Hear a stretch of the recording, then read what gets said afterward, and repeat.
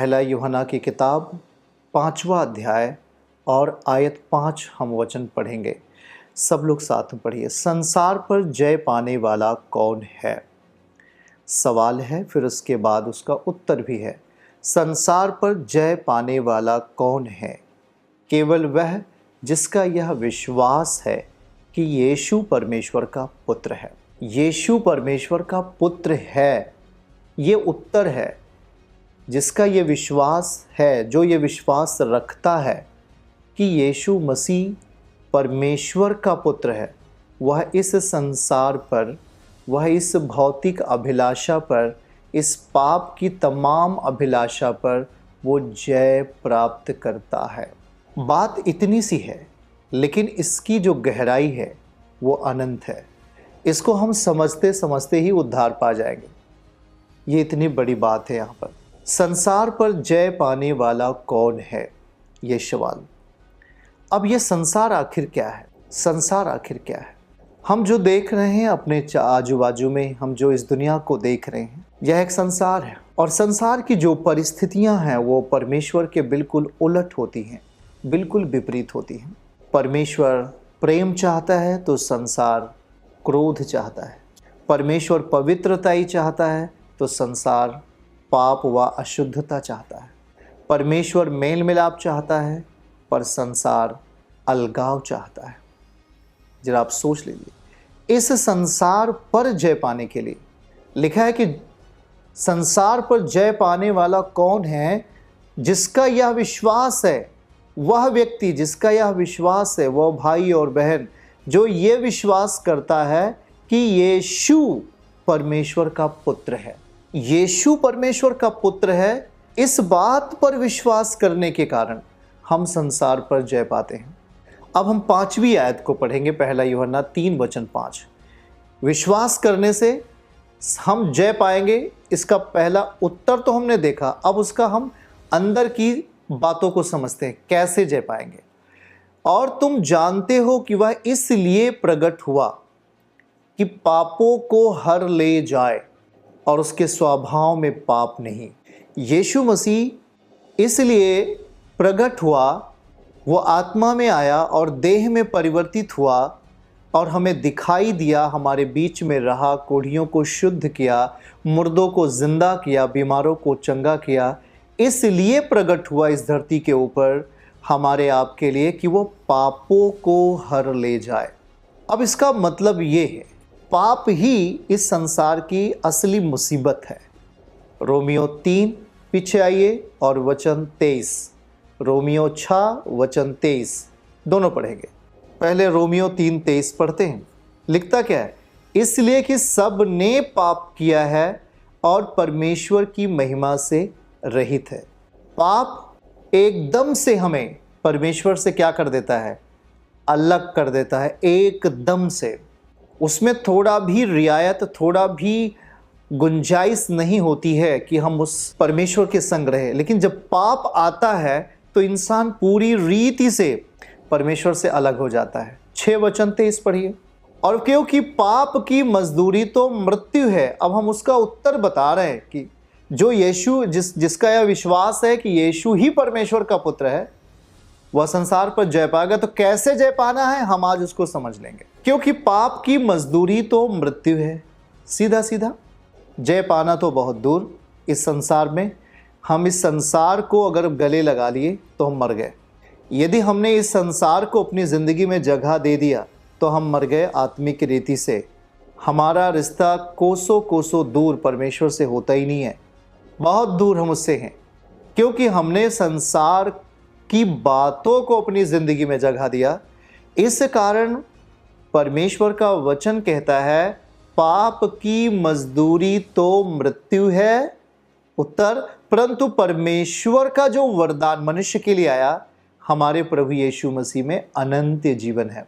देखिएगा, हमारे प्रभु यीशु मसीह में हमारे लिए एक वरदान आ गया। हमारे प्रभु यीशु मसीह में हमारे लिए अनंत जीवन है।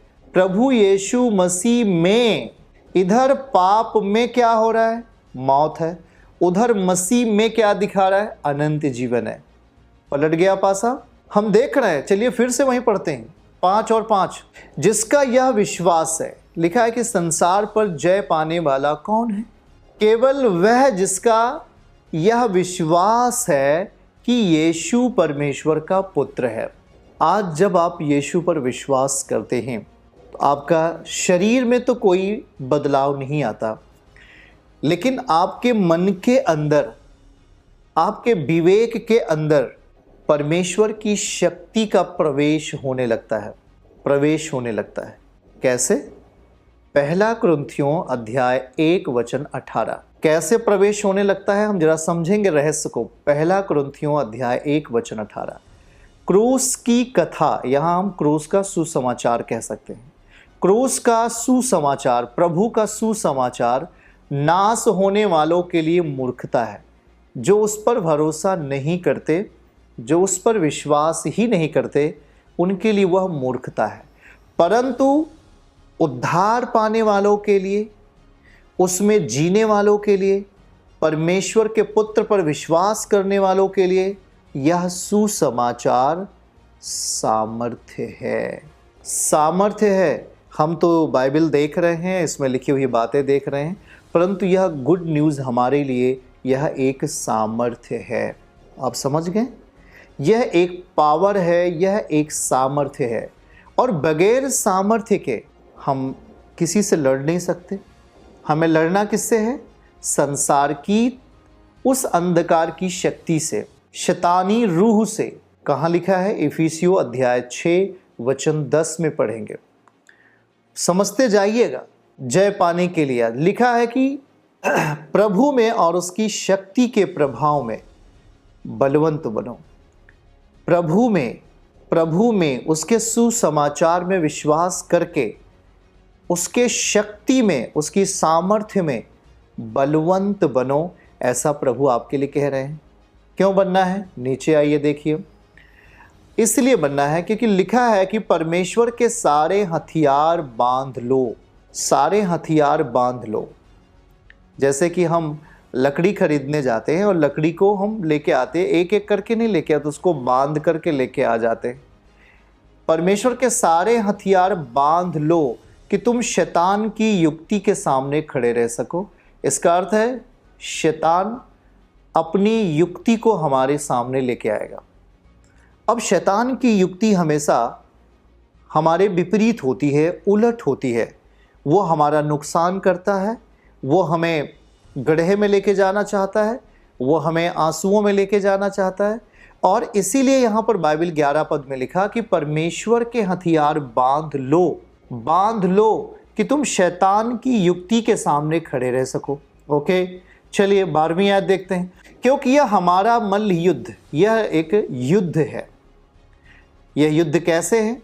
यह युद्ध लहू और मांस से नहीं, हमारे पड़ोसी से हमारा कोई युद्ध नहीं है। वो हमारा भाई है, वो हमारा बहन है। शरीर से हमारा कोई युद्ध नहीं, हमारा युद्ध आत्मिक है। इसलिए यहाँ लिखा है कि हमारा युद्ध, मल्ल युद्ध लहू और मांस से नहीं, परंतु प्रधानों से, अधिकारियों से और इस संसार के अंधकार के हाकिमों से है, और उस दुष्टता की आत्मिक सेनाओं से है जो आकाश में रहती हैं। हमारा युद्ध इनसे है। यही तो संसार का असलियत है, यही है संसार पर। इसीलिए वहाँ बाइबल कहता है कि संसार पर जय पाने वाला कौन है? वही जिसका विश्वास है कि यीशु परमेश्वर का पुत्र है। तो पुत्र अगर आप में आ गया तो गुड न्यूज़ आ गया, और गुड न्यूज़ अगर सुसमाचार आ गया तो आप सामर्थ्य पाएंगे। जैसा अभी हमने पढ़ा पहला कुरिन्थियों 1:18। सुसमाचार की शक्ति में हम जीने वाले बनेंगे, जो हमारा समाधान करेगा। यही है क्रूस की कथा। हमारे पास क्रूस का सुसमाचार आया कि हम मनुष्य के लिए कोई बलिदान हुआ है। हमने विश्वास किया परमेश्वर के पुत्र पर, अब हम जय पाना शुरू हो गए। और उसी जय पाने की लाइन में प्रभु हमें समझा रहे हैं कि यदि हमें इस संसार के ऊपर जय पाना है तो हमें हथियार को बांधना पड़ेगा, परमेश्वर का हथियार। अब परमेश्वर का हथियार क्या है? कौन सा हथियार है जिसे हम बांध करके अपने जीवन में हम संसार पर जय पा सकते हैं? देखिए, संसार आपको हराता है, हमेशा अपना स्वभाव देता है, और संसार स्थिर नहीं है, बिल्कुल भी संसार स्थिर नहीं है। जब हम पढ़ते हैं इसी में पहले यूहन्ना में अध्याय 2 वचन 15 आयत में, तो वहाँ बाइबल क्या कहती है संसार के बारे में हम देख लेंगे। संसार स्थिर नहीं है, संसार अस्थिर है। लिखा है, तुम ना तो संसार से ना संसार में की वस्तुओं से प्रेम रखो। यदि कोई संसार से प्रेम रखता है तो उसमें पिता का प्रेम नहीं है, उसमें परमेश्वर का प्यार नहीं है। आगे पढ़ लेंगे क्यों। लिखा है, जो कुछ संसार में है, क्या संसार में है, शरीर की अभिलाषा, यह संसार है, इस पर आपको जय पाना है। यदि आप विश्वास करेंगे कि यीशु ही परमेश्वर का पुत्र है, तो पुत्र की जो परिभाषा है, पुत्र की जो उसका व्याख्या है, हम जब तक नहीं समझेंगे तब तक जय नहीं पाएंगे। संसार क्या है देख लेते हैं। यह है संसार, शरीर की अभिलाषा, यह संसार है। शरीर की अभिलाषा के कारण परिवार उजड़ रहा है, हत्याएं हो रही हैं, विवाहित स्त्रियां मर्डर कर रही हैं, तमाम अंधकार की शक्तियां अपने कामों को अंजाम दे रही हैं। यहाँ लिखा है शरीर की अभिलाषा। फिर दूसरा, आँखों की अभिलाषा और जीविका का घमंड, यह पिता की ओर से नहीं है परंतु संसार ही की ओर से है। आगे आइए, लिखा क्या है, संसार और उसकी अभिलाषाएं। आप जितना मन चाहे अभिलाषा कर लो, जितना मन चाहे आप अपने अंदर अभिलाषा कर लो, लेकिन होगा क्या, ये संसार और उसकी अभिलाषाएं दोनों मिटते जाते हैं। आज है कल नहीं है, ये मिटते जाते हैं। पर जो परमेश्वर की इच्छा पे चलता है, जो यीशु मसीह के वचन पे चलता है, जो अपने उद्धारकर्ता को अपने जीवन में लेकर चलता है, वह सर्वदा बना रहेगा। इसका मतलब वो जय पा गया, वो जय पा गया। अब सवाल यही है कि संसार पर जय पाने वाला आखिर है कौन। पाप आता है, इंसानों को मारता है। समझ रहे हैं भाई बहन, पाप आया, वो चाहे आपके घर में आया हो, आपके किसी घर के सदस्य के भीतर आ गया हो, पाप किसी बच्चों में आ गया हो, वो उनकी पढ़ाई को नाश कर देता है, वो उनके व्यवसाय को नाश कर देता है, वो उनके दिनचर्या को बुरा बना देता है, उनकी पढ़ाई को वो ख़राब कर देता है, आपके आनंद को, आपके खुशी को, आपके तमाम प्रकार की अच्छी अच्छी वस्तुओं को वो बर्बाद कर देता है। वह पाप की परिस्थिति है, पाप की परिस्थिति है। अब हम जय पाएंगे कैसे, इसीलिए प्रभु कह रहा है जय कैसे पाएंगे। तो यहाँ बाइबल कहती है, पहला कुरिन्थियों अध्याय 2 वचन 5। देखिएगा, समझिएगा हम कैसे जय पाने वाले हैं। यहाँ बाइबल कह रही कि इसलिए तुम्हारा विश्वास मनुष्यों के ज्ञान पर नहीं, क्योंकि मनुष्य क्या है, सांसारिक है। मनुष्य में क्या है, अभिलाषाएं हैं। कौन सी अभिलाषाएं हैं, शरीर की अभिलाषाएं, आँखों की अभिलाषाएं, जो मिटती जाती हैं। इससे हमारा काम नहीं बनता है। यहाँ लिखा है, इसलिए तुम्हारा विश्वास मनुष्यों के ज्ञान पर नहीं, मनुष्य का ज्ञान अभी है और अभी खत्म हो जाएगा, परंतु परमेश्वर की सामर्थ्य पर निर्भर हो। याद रहे, परमेश्वर की सामर्थ्य पर हमें निर्भर रहना चाहिए। हम अपनी जीवन की निर्भरता उसकी सामर्थ्य पर होना चाहिए। हम पूरे पवित्र शास्त्र में देखते हैं, परमेश्वर पिता ने बड़ी अद्भुत सामर्थ्य से इजरायलियों को 430 साल के बाद मिस्र से बाहर कर लिया। पूरे रास्ते भर अपनी सुरक्षा दिया, स्वर्ग से उन्हें मन्ना दिया, लाल सागर को 2 भाग किया, कोढ़ियों को शुद्ध किया, मरे हुओं को जिलाया, अंधों को आंखें दिया, और बहुत सारे आश्चर्य कर्म बाइबल बताती है। यदि वे लिखे जाते, विश्व में वह चीज़ें नहीं आती। तो उसकी सामर्थ्य पर प्रभु कह रहा है कि मेरी सामर्थ्य पर आप भरोसा रखो, विश्वास करो। तो इस रीति से हम संसार पर जय पाते हैं। जब हमारे पास सुसमाचार आता है, तो यह सुसमाचार शब्द मात्र नहीं है, यह एक सामर्थ्य है। पहला कुरिन्थियों अध्याय 4 वचन 20। अगर हम पढ़ेंगे ध्यान से तो वहाँ बहुत बातें अद्भुत होंगी। पहला कुरिन्थियों 4 वचन 20 आयत को पढ़ो, क्योंकि लिखा है कि परमेश्वर का राज्य बातों में नहीं, हम 4 लोग बैठ कर के बहुत बात करते हैं। हाँ जी, कल उनकी शादी है, कल उनका विवाह है, कल ये है, कल फलाने बीमार हो गया, वो होगा। तो उसमें कोई बल नहीं, उसमें कोई ताकत नहीं। लेकिन जब उस समूह में हम परमेश्वर के वचन को बोलना शुरू करते हैं, उस समूह में, उस झुंड में हम परमेश्वर के सुसमाचार को बांटना शुरू करते हैं, वह एक सामर्थ्य होता है, वह एक हकीकत होता है, वह एक हमारा निदान बनता है, हमारा समाधान बनता है। इसलिए वहाँ लिखा है, क्योंकि परमेश्वर का राज्य बातों में नहीं परंतु सामर्थ्य में है। सामर्थ्य में है। तो हमें उसकी सामर्थ्य पर हम जब भरोसा करते हैं तो हम तभी संसार के ऊपर जय प्राप्त करते हैं। अगर हमने सुसमाचार को छोड़ दिया तो जय हमारी कहाँ है? कहाँ हम जय पाएंगे? मरियम और मार्था और उसका भाई लाजर जब मर गया था, हम जानते हैं कि प्रभु वहाँ चौथे दिन वहाँ पर कब्र पर पहुँचा और हम देखते हैं कि यीशु मसीह ने नाम लेकर, हे लाजर बाहर आ जा, नाम लेकर बुलाया और वो बाहर आ गया। यह उसकी सामर्थ्य है, यह उसकी सामर्थ्य है। पुराने नियम में निर्गमन में बाइबल बताती है कि बादाम की सूखी टहनी जब तंबू के सामने रख दी जाती है, हारून के घराने की वह टहनी, उसमें कलियां, उसमें फूल और उसमें फल आ जाते हैं। यह परमेश्वर की सामर्थ्य है। जब अंधा बरतिमाई प्रभु को बुलाता है, प्रभु मुझ पर दया कर, हे दाऊद की संतान मुझ पर दया कर, तो प्रभु कहता उसको मेरे पास लाओ। और जब वो यीशु के पास आता है तो प्रभु उसके आंखों पर अपने हाथ रख करके उसकी दोनों आंखों को खोल देते हैं, ऐसा वचन कहता है, और वो देखने लगता है। यह प्रभु की सामर्थ्य है।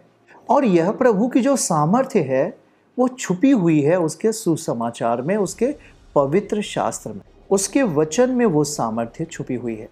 इसीलिए हम उसके जब करीब आते हैं तो हमारी ज़िंदगी में उसका स्पर्श होने लगता है। जब उससे हम प्रेम करने लगते हैं तो उसकी भाषा हमें समझ में आने लगती है, उसकी ताकत हमारे बीच में प्रकट होने लगती है। 12 साल की लहू बहने वाली स्त्री, वह प्रभु को प्रयास करके छूती है। 12 साल से जिसका लहू बह रहा हो, वो न चल पाएगी न उठ पाएगी।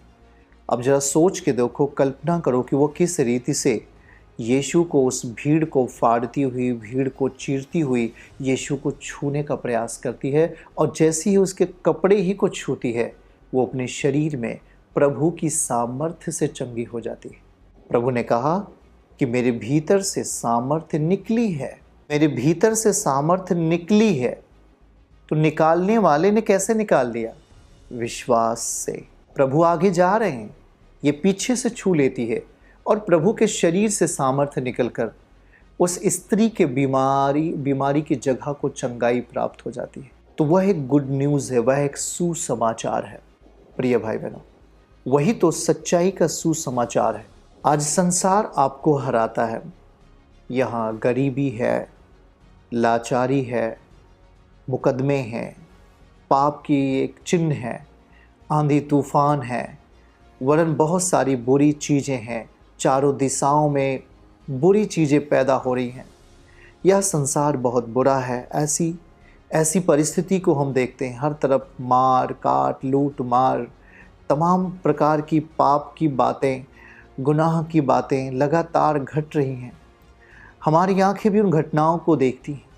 प्रभु कहता है सीधा सीधा कि जिसका यह विश्वास है कि यीशु ही परमेश्वर का पुत्र है, वह संसार पर जय प्राप्त करता है।